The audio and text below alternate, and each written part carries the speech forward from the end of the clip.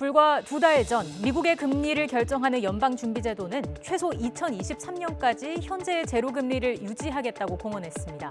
긴축 기조에 대한 우려로 장기 국채 등 금융시장이 들썩거리자 서둘러 진화에 나선 건데요.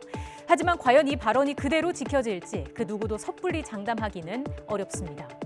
우선 미국을 포함한 전 세계 경제가 예상보다 빠른 속도로 회복 국면에 접어들었습니다. 특히 미국의 경우 천문학적인 경기 부양책과 백신 접종의 효과가 나타나고 있는데요. 이 때문에 물가에 큰 영향을 미치는 국제 유가도 가파르게 오르면서 인플레이션 우려가 커지고 있습니다. 이런 상황에서 연준 의장을 지냈던 옐런 미 재무장관이 금리 인상의 필요성을 직접 언급하면서 논란이 커지고 있습니다. 물론 논란이 커지자 자신은 권한이 없다며 한 발 빼기는 했습니다. 시장은 즉각 반응했습니다. 금리에 조금 더 민감한 나스닥은 2% 가까이 내려갔고요. S&P 500 지수도 하락 마감했습니다. 시장에서는 옐런 재무장관이 금리 인상의 신호탄을 쏘아 올렸다는 분석이 힘을 얻고 있습니다.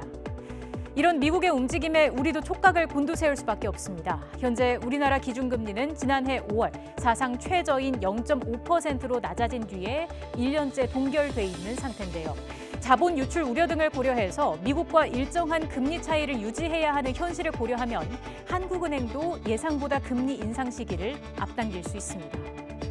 환율 시장에 미치는 영향에도 주목할 수밖에 없습니다. 일단 큰 틀에선 미국의 금리 상승으로 달러 수요가 높아지면 상대적으로 원화 가치가 하락하는 만큼 수입 물가를 끌어올릴 수도 있습니다. 하지만 우리로서 가장 큰 부담은 가계부채입니다. 지난해 말 기준으로 1,700조 원을 넘어선 데 이어 1분기에도 가파르게 증가하고 있습니다.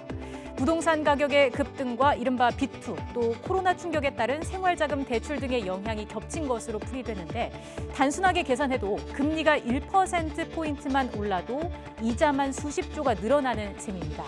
상황이 심각해지자 정부도 잇따라 가계부채 대책을 내놓고 있지만 급격하게 금리가 오르면 충격은 불가피합니다.